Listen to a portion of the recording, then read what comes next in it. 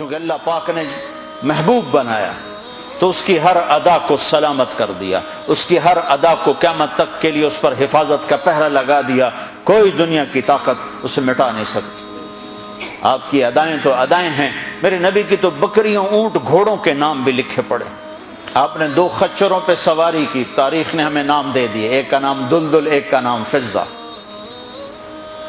2 گدھوں پہ سواری کی، جی 2 گدھے پہ سواری کی بات ختم ہو گئی؟ نہیں، میرے حبیب نے کی ہے، ان کے نام بھی لکھوائے جائیں۔ ایک کا نام تھا عفیر، ایک کا نام تھا یعفور۔ اور یعفور کی عجب کہانی آپ کو سناتا ہوں۔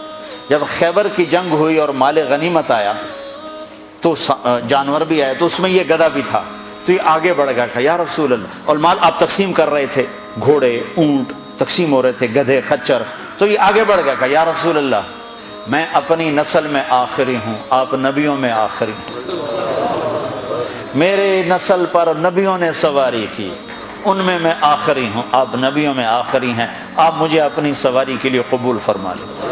تو آپ نے یعفور کو اپنے حصے میں لے لیا۔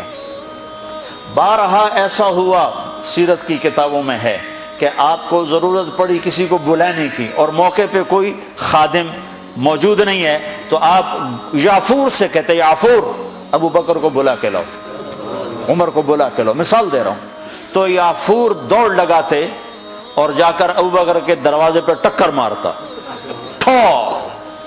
جب وہ صحابی باہر نکلتے تو دیکھتے آگے یعفور کھڑا، اچھا اللہ کے نبی نے بلایا ہے۔ میرے قربان جاؤں، جس سے اللہ نے پیار کیا تم اس سے پیار نہ کرو۔ خالی ایک کانفرنس کر دو، 12 دن کے لیے نبی بن جاتے ہیں، 12 دن کے بعد نہ تمہیں یاد ہے کون ہے محمد رسول اللہ، نہ کسی اور کو یاد ہے کون ہے محمد رسول اللہ۔ جیسے صرف 12 دن کے لیے، ربیع الاول کے 12 دن کے لیے ہے ہمارا نبی، باقی کوئی نہیں ہے۔ 10 دن کے لیے ہے حسین کی شہادت، باقی کوئی نہیں ہے۔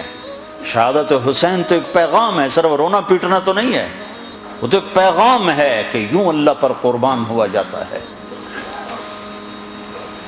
پھر یعفور کی محبت بتاؤں، جس دن ہمارے نبی کا انتقال ہو، یعفور جانور کو کیا پتا کون زندہ اور کون اللہ کے پاس چلا گیا، اس کو کیا پتا، جو ہی آپ کی روح پرواز ہوئی یعفور نے رونا شروع کر دیا اور چیخنا شروع کر دیا اور رسی توڑا لی اور مدینے کی گلیوں میں بھاگت رہا ہے اور شور مچا رہا، بھاگ رہا، شور مچا رہا۔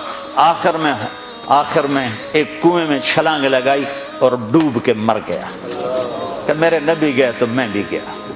آپ کی 4 اونٹنیاں تھیں جن پر آپ نے سواری فرمائی، عزبا، شہبا، جدعا، قصوا۔ اس میں جو آپ کی اونٹنی شہبا تھی، ادھر آپ کا انتقال ہوا اور ادھر اس نے بیٹھے بیٹھے رونا شروع کر دیا اور چارہ بھی چھوڑ دیا، پانی بھی چھوڑ دیا اور وہیں بیٹھے بیٹھے مر گئے۔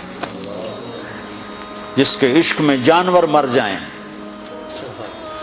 ہم تو اس کے امتی ہیں، کیا ہمیں نہیں سجتا؟